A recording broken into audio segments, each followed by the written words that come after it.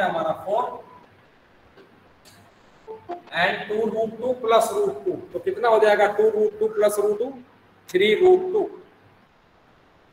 तो 3√2 upon 4 minus 2। क्या हम ऊपर 2 कॉमन ले सकते हैं? नहीं ले सकते। तो ये हमने अब यहां पे हम चेन, क्या अब हम इसमें वैल्यू रख सकते हैं √2 की? Sir good morning. चेन को good So we can morning split the fractions. हाँ जी, So we can split the fractions, or we can directly put the value. यहाँ पे हम अब वैल्यू पुट कर सकते हैं डायरेक्टली √2 की, और √2 की वैल्यू होती है 1.414। ठीक है, तो इस तरह के क्वेश्चंस में आपको सबसे पहले डिनोमिनेटर को रैशनलाइज करिए, फिर √2 √3 जो भी इस क्वेश्चन में है उसकी वैल्यू रखिए। ठीक है, चलिए अब हम आते हैं इस पे। एक क्वेश्चन हम ऐसा करेंगे, then we start histogram and bar graph. Histogram और बार ग्राफ तो आपने करे होंगे पहले या नहीं किए? Yes sir.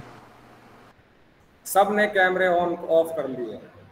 तमन्ना आपने पढ़ा है पहले बार ग्राफ और वो हिस्टोग्राम? नहीं? yes. तमन्ना भारद्वाज? yes sir. चलिए देखिए, यहाँ पे मुझको एक टेबल गिवन है, हाइट गिवन है सेंटीमीटर्स में कुछ स्टूडेंट्स की, ये उनकी फ्रीक्वेंसी है, ये कॉम्युलेटिव फ्रीक्वेंसी है जहाँ मैंने लिखा है CF। ऐसा हमने सैटरडे को किया था शायद। आपको अल्फाबेट जो है इनकी वैल्यू निकालनी है, ABCDEF। ठीक, ये फ्रीक्वेंसी है, ये कॉम्युलेटिव फ्रीक्वेंसी। तो सबसे पहले A इज इक्वल टू क्या होगा? देखिए A is equal to 50। Is it right और wrong? Sir right. Sir right. Okay, second try है। देखिए 15 प्लस 3 इज इक्वल टू 35। इन दोनों का सम ही तो है 35, क्योंकि ये तो कॉम्युलेटिव फ्रीक्वेंसी है।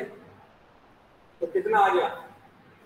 B आपका आ जाएगा 35 माइनस 15 मीन्स 1। अब A आ गया, B आ गया। अब चलिए, अब हमें C निकालना। कार्तिक आप बताइएगा। अब मैं देखे C की वैल्यू क्या रखा? 47। 35 प्लस 12, बाकी नहीं बोलेंगे भाई। इज इट राइट और wrong? Right. Kartik right. Is it right और रॉन्ग? Sir right. लिख सकता हूं मैं ऐसे, इन दोनों का सम C है क्या? Yes sir. चलिए श्रेया आप बताइए, क्या सही लिख दिया मैंने ये? Shreya? Yes sir. Okay, A आ गया, B आ गया, C आ गया। अगर आपको ऐसे प्रॉब्लम होती है, सपोज करो नहीं आप डायरेक्ट लिखना चाहते हैं, आप इन तीनों को ऐड करिए, सबको ऐड करते चले जाइए सीक्वेंस, इन सबको ऐड करके C के बराबर रखिए। बेटा म्यूट कर लीजिए, साउंड आ रही है प्लीज। अब यहाँ पे आप B की वैल्यू निकाल चुके हैं, रख सकते हैं। देखिए रख दी, कितना आ गया? 47। तो आप ऐसे भी कर सकते हैं, जैसा इजीली आपको समझ में आए, या इन दोनों को ऐड करके C के बराबर रख सकते हैं। अब आप ये बताइए नेक्स्ट स्टेप में क्या मैं C plus D is equal to 50 रख सकता हूँ? सब नहीं बोलेंगे प्लीज। इशिका, क्या मैं C plus D is equal to 50 लिख सकता हूँ? Yes sir. चलिए अब यहाँ पे वैल्यू रख दीजिए। C हम निकाल चुके हैं, देखिए 47। तो 47 plus D is equal to 50, तो D मेरा आ गया 50 माइनस 47।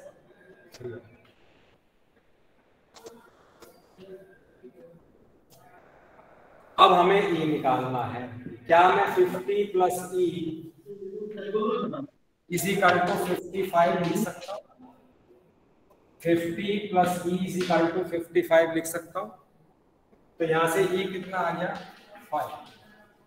5। ठीक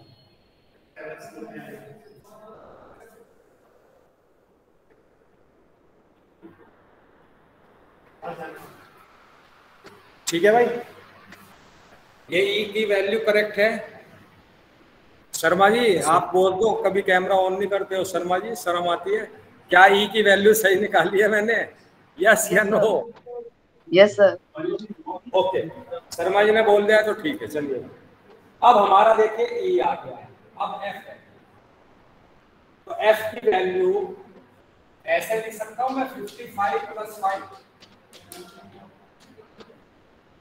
क्या इन दोनों का सम इसके बराबर है? Yes sir. Yes sir. Yes sir. तो हमारा एफ भी आ गया। अब ये जी कैसे निकालूं? कीर्ति का एफ तक तो मुझे आता था, मैंने निकाल दिया, ये जी कैसे निकलेगा? एक अल्फाबेट और है जी। 60। कैसे निकाला आपने?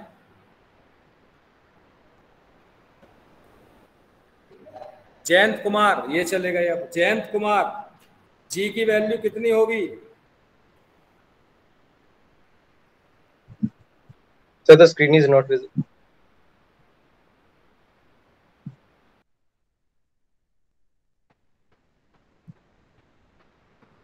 इसी का So now it is visible. Jayant बोलिए, जी भी निकालना है मुझको। क्या मैं जी निकाल सकता, या मुझे यहाँ पे कुछ गिवन होगा तब जी निकलेगा, ये बताइए। So G does not yes, exist. G60. So we cannot calculate G. The final ji frequency is कैसे F. निकलेगा? नहीं, जी कैसे निकालूं ये बताओ। देखिए, क्या इतनी इंफॉर्मेशन पे मेरी बात सुनिए प्लीज सब लोग। अगर मैंने यही इंफॉर्मेशन थी, क्या मैं जी फाइंड आउट कर सकता? फर्स्ट क्वेश्चन बस ये है। मेरे पास एफ तक मुझे आता था, मैंने निकाल दिया। क्या मैं इतनी इंफॉर्मेशन में इस टेबल से जी की वैल्यू फाइंड आउट कर सकता हूं? यस या no? Sharma ji. Sir in my opinion no. अच्छा, आपकी ओपिनियन नो। अगर यहाँ पे आ जाए कि ये 50 स्टूडेंट्स का हाइट आपको गिवन है, इसी क्वेश्चन में अगर मैं कह दूं कि जो हाइट गिवन है सेंटीमीटर्स में, ये टोटल स्टूडेंट्स 50 हैं, क्या मैं अब जी निकाल सकता हूं? यस या नो? इतना मुश्किल है? But the class interval is not given. भाई ये जो फ्रीक्वेंसी है, इनका सम क्या 50 हो सकता है? ये बता दो बस, ये जो दिया आप आया फ्रीक्वेंसी। जल्दी से बोलना, थोड़ा सा टाइम वेस्ट होता है। ये जो फ्रीक्वेंसी 50 मुझे गिवन है, या फ्रीक्वेंसी का मीनिंग क्या है पहले तो ये बता दो। जैसे ये हाइट गिवन है, एक ग्रुप बनाया हुआ है 160 to 165, और यहाँ पे फ्रीक्वेंसी लिखी है 50, इसका मीनिंग क्या है बस ये बता दो। सर कितनी बार, सर कितने बच्चे हैं सर इस हाइट के बीच में? Very good. इसका मतलब ये है कि 160 से 164.9 सेंटीमीटर तक जो भी स्टूडेंट्स हैं, उसमें से 15 है वो स्टूडेंट्स। 50 में से 15 स्टूडेंट्स ऐसे हैं जिनकी हाइट लाई करती है बिटवीन 160 एंड 164.9। ठीक है, तो ऐसे 15 है। अब बता सकते हैं क्या मैं लिख सकता हूँ? इन सबको ऐड करके 50 के बराबर रख दूं। इन सब की वैल्यू मैं फाइंड आउट कर चुका हूं, तो क्या जी की वैल्यू आ जाएगी? यस या no? Yes sir. Yes sir. जल्दी बोलो बेटा। सर आ जाएगी। नहीं, या एफ कितना था मेरा? क्या एफ और जी दोनों की वैल्यू सेम होगी? इतना तो मुश्किल नहीं है भाई। इसी का मलिक, क्या मैं लिख सकता हूं F is equal to G is equal to 60 answer? Is it right? या मैं इन सबको ऐड करूं 50 के बराबर रखूं वो सही है। अच्छा चलो ये बता दो, मैंने आपको ये तो बता दिया इसका मीनिंग क्या है। क्या इन सबको ऐड कर 50 आना चाहिए? बस इतना सा बता दीजिए। Yes sir. ये तो स्टार्टिंग में बताया था बेटे। The board is not coming clear. Any one of you, क्या इन सब का सम 50 आएगा? Yes sir. Yes Yes, sir. sir. Sharma ji आप बताइए, क्या इनका सम 50 आना चाहिए या नहीं आना चाहिए? सर आना चाहिए।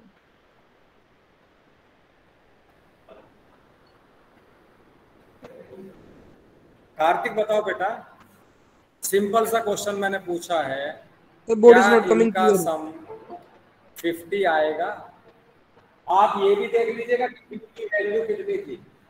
आपको मैं हिंट दे रहा हूँ, बी हमारा 20 आ चुका है। डी की वैल्यू मेरी नो सर। डी कहाँ मिला? डी की वैल्यू ये 3 The board is not coming clear. और ई की वैल्यू मेरी 5। अब इन सबको जरा ऐड करना बेटा। 15 + 20 35 60। 47 50 55 60। ये क्या चक्कर है? टोटल स्टूडेंट 50 स्टूडेंट्स की हाइट दे रखी है, तो फ्रीक्वेंसी 60 क्यों हो रही है? कीर्ति का इनका सम भी 50 आना चाहिए। जयंत निकल गए। जयंत क्यों नहीं आ रहा इनका सम 50? बताइए। नहीं आएगा क्योंकि यहाँ पे कोई भी क्लास लिमिट, कोई भी ग्रुप नहीं है। ये जी किसके लिए है? तो ये जी किसके बराबर होगा? एफ के बराबर होगा। अगर यहाँ पे कोई ग्रुप होता 190 to 195, फिर यहाँ पे जी होता, अगर फिर भी सम 50 होता मतलब स्टूडेंट्स, तो क्या इनका सम 50 आता? Yes sir. सिंपल सा आंसर है। जयंत आप बताओ बेटे। Yes sir. मैंने अभी आपसे पहले सीधा बोला था कि इसका मीनिंग क्या है। इसका मीनिंग है कि जिन स्टूडेंट्स की हाइट 165 से 169.9 तक है, ऐसे स्टूडेंट्स उस क्लास में बी है या 20 है जो हमने निकाला है। यही तो मीनिंग है। तो 50 स्टूडेंट टोटल है, तो यहाँ पे 50 से ज्यादा तो नहीं आ सकता ना, या आ सकता है? नो सर, नहीं आएगा। लेकिन यहाँ पे जी की वैल्यू 60 क्यों आ रही है? क्योंकि यहाँ पे कोई ग्रुप नहीं है। जी की वैल्यू वही होगी जो एफ की होगी। Clear to everyone? Yes sir. अच्छा, मार्क हम हिस्टोग्राम से शुरू करते हैं, बहुत सिंपल सा है।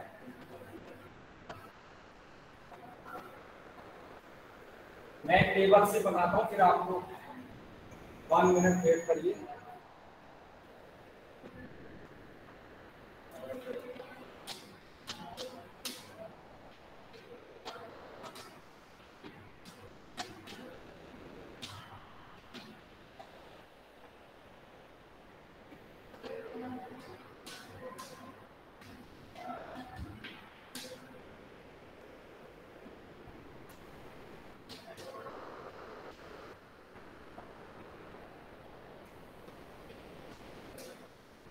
देखिए, ये भी हाइट गिवन है आपको, सेंटीमीटर में हाइट गिवन है स्टूडेंट्स की, और ये फ्रीक्वेंसी गिवन है आपको। नंबर ऑफ वर्कर्स, और यहाँ पे वर्कर्स है, ये नंबर ऑफ वर्कर्स गिवन है। आपको हिस्टोग्राम बनाना है। ये जो डाटा गिवन है इससे हिस्टोग्राम बनाना। हिस्टोग्राम का आइडिया आप लोगों को है या नहीं? यस या yes sir. No sir. Yes sir. सबने कैमरे ऑफ कर लिए। शर्मा जी आपने पढ़ा है बेटा पहले? Yes sir. बेटा यस या नो जल्दी बोलो। Yes sir. देखिए, बार ग्राफ और हिस्टोग्राम में बस इतना सा डिफरेंस है कि बार ग्राफ में स्पेस गैप होता है आएगा, सर। हिस्टोग्राम में गैप नहीं आएगा। आता है। तो अब मुझे इसको हिस्टोग्राम बनाना है, ये डाटा आपको गिवन है।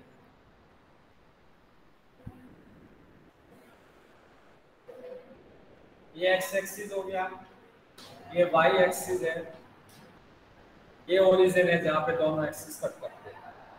अब देखिए मैं हाइट ले रहा हूं एक्स एक्सिस पर, और जो भी आप चीज लें इसको प्लीज ऐसे राइट डाउन करिए जैसे मैं लिख रहा हूं, बल्कि हाइट इन सेंटीमीटर ऐसे एरो बना, मतलब मैं एक्स एक्सिस पे हाइट ले रहा हूं और वाई एक्सिस पे नंबर ऑफ वर्कर्स।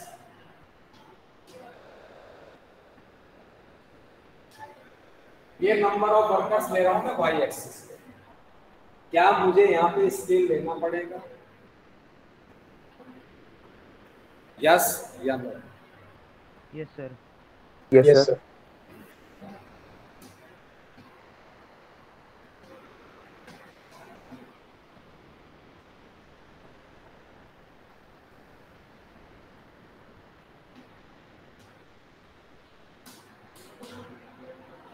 क्या स्केल लेना पड़ेगा? देखिए मुझे वाई एक्सिस पे 8, 18, 25, 4 सर। क्या बेटर है, क्या लिखूंगा? स्केल क्या लिखूंगा? देखिए ग्राफ में स्केल आपको जरूर लिखना है। 1 unit is equal to 1 unit is equal to कितना लो बताइए? सर 2। क्या लेना चाहिए? देखिए अगर मैं 10 ले लूंगा हो जाएगा आराम से, क्योंकि एक बड़े बॉक्स के बीच में कितनी छोटी छोटी लाइन होती है, कितने पार्ट्स होते हैं? 10। तो एक पार्ट 1 को शो करेगा। 10 लूंगा तो छोटा सा बन जाएगा। देखिए 5 लूंगा, समझ लीजिए ये 10 पार्ट्स होते हैं, इनके बीच में छोटे छोटे ऐसे 10। अगर मैं 5 लेता हूं यहाँ पे, if 1 unit is equal to 5 workers, इसका क्या मतलब है? ये जो एक खाना है छोटा, ये कितने को शो कर रहा है वर्कर्स? 2. 1 या 2? No, sir. No, sir. बोलो क्या स्केल लेना चाहिए? 5 लेकर सर, सही 2। रहेगा। Sir 2। The 2 workers. Sir 2। Sir 2 will be better. 2 भी ले सकते हैं, बड़ा हो जाएगा। मैं 10 आपको 10 समझा रहा हूँ, 10 सबसे बेटर है। अब सबसे पहले है 130 to 148। अब यहाँ पे आप मैंने लिया है 10 का, 10, 20 बस यहीं तक सफिशिएंट है, क्योंकि सबसे बड़ा 20। चलिए 130 से 8, मतलब 8 खानों तक ये आ जाएगा, थोड़ा सा 2 नीचे। उसके बाद 140 से 115, 18, ये भी 2 खाने नीचे आ जाएंगे। 150 से 160, 20। तो ये पूरा 20 पे आ जाएगा, थोड़ा सा बड़ा हो जाएगा। 160 से 5, तो इसका हाफ कर देंगे आप। एंड लास्ट इसमें इसके बाद 1 खाना नीचे, 4 आ जाएगा आपका। एंड देन 1 ये बन गया, गैप नहीं होगा। लेकिन अभी इसमें एक ब्लंडर मिस्टेक मैंने की हुई है। संयम आप बताइए बेटा, बहुत बड़ी गलती इस ग्राफ में मैंने की हुई है। मैंने स्केल लिख दिया है, ओके। मैंने एक्स एक्सिस पे क्या लिया वो भी लिख दिया, वाई एक्सिस पे लिया वो भी लिख दिया, फिर भी ब्लंडर मिस्टेक है। Sir can I tell? Sanyam बेटा, क्या मैंने सर यहाँ पे सर ब्रेक वो लगेगा एक। श्रेयांश साहब बोले फटाफट बेटा, सर एक यहाँ पॉइंट बन रहा है। श्रेयांश साहब बताइए पहले। सर ब्रेक का सिंबल लगेगा सर यहाँ पे, ओरिजिन जो मार्क होता है। देखिए किंग। मुझे यहाँ पे ये किंग का सिंबल बोलते हैं, इसको क्या बोलते हैं? किंग। क्यों लगाना पड़ेगा एक्स एक्सिस पे? देखिए यहाँ से यहाँ तक तो 130 को शो कर रहा है एक खाना, और यहाँ 10, 10 को। तो ऐसा नहीं होता, इक्वल स्पेस होना चाहिए, इसलिए यहाँ पे मुझे किंग लगाना पड़ेगा। अब मेरा ग्राफ पूरा सही है। ये आपका हिस्टोग्राम है। अच्छा, अगर विड्थ, एक मिनट में एक विड्थ अलग अलग हो करके देख,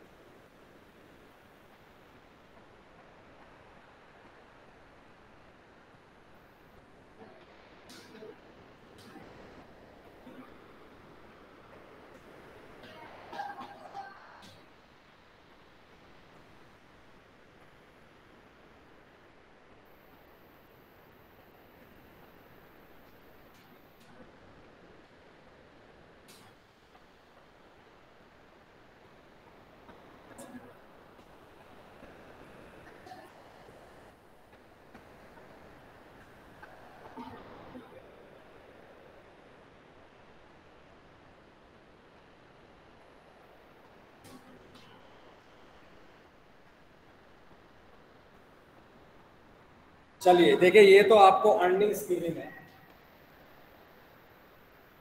ये अर्निंग गिवन है आपको इन रुपीज। और नेक्स्ट आपके नंबर ऑफ वर्कर्स है, यहाँ भी नंबर ऑफ वर्कर्स है जो मैंने आगे लिखी। अब इसको भी मुझे हिस्टोग्राम बनाना है।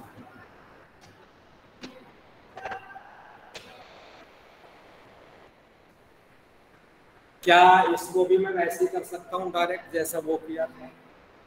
यस या no? No sir. No sir. देखिए आप डिफरेंस देख रहे हैं यहाँ पे क्लास लिमिट्स में या क्लास इंटरवल्स में?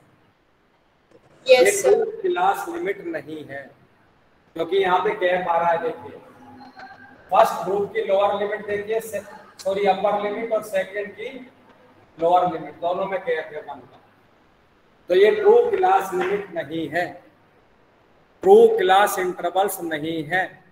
तो सबसे पहले हमें इनको ट्रू क्लास इंटरवल्स बनाना पड़ेगा। उसके लिए क्या करना पड़ेगा? देखिए आपके 11-10 तक सिर्फ 1 का डिफरेंस ही होता है, अलाउड है। 1 का हाफ कर लीजिए। 1 का हाफ क्या होगा? 1/2 ये 0.5। तो ट्रू क्लास लिमिट में इसको चेंज करना है तो इसको बोलते हैं लोअर लिमिट, इसको बोलते हैं अपर लिमिट। तो लोअर लिमिट में से 0.5 माइनस करेंगे, अपर लिमिट में 0.5 ऐड करेंगे। लोअर लिमिट में से 0.5 माइनस करेंगे और अपर लिमिट में ऐड करेंगे। जो भी आप डिफरेंस है आपके अलाउड ही कोर्स में 1 है, 1 का हाफ करिए, 0.5 लोअर लिमिट में से माइनस करिए, अपर लिमिट में उसको ऐड करिए। तो सबसे पहला स्टेप है आपको ट्रू क्लास लिमिट बनानी पड़ेगी। मैं लिख देता हूँ फटाफट।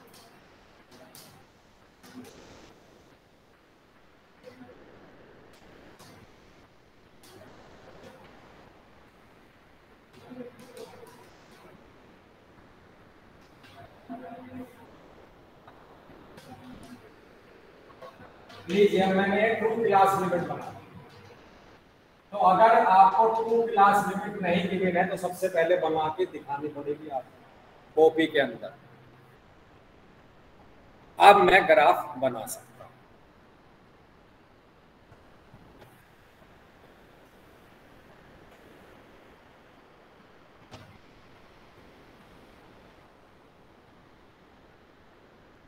अब देखिए ये है, यहाँ पे कोई लिंक आएगा,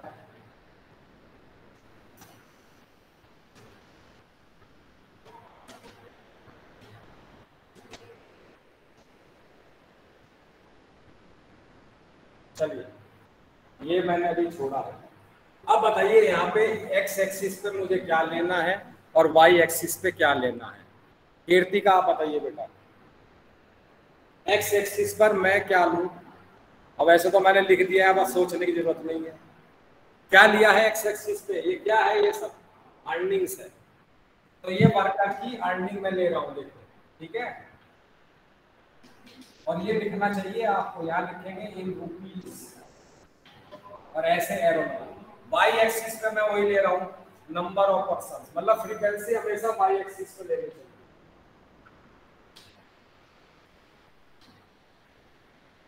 अब बताइए क्या लेना चाहिए?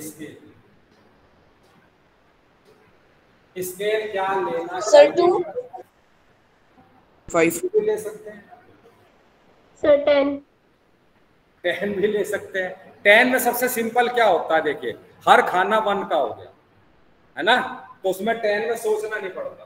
तो यहाँ भी आप स्केल लिख देंगे 1 यूनिट इज इक्वल टू 10। खाली 10 नहीं लिखना है, 10 वर्कर्स लिखना है, क्योंकि वाई एक्सिस पे आप नंबर ऑफ वर्कर्स ले रहे हैं। और यहाँ 1 सेंटीमीटर मत लिखिएगा, 1 unit is equal to 10 workers. अब आप कितना है देखिए 2, जरा सा बनेगा बिल्कुल, ये देखिए। उसके बाद 7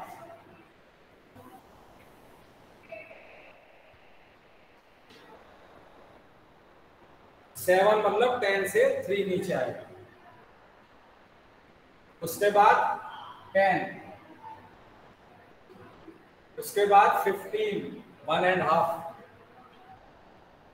उसके बाद 10, और उसके बाद 6 आएगा, क्योंकि इससे आगे मैंने बनाया नहीं था ये।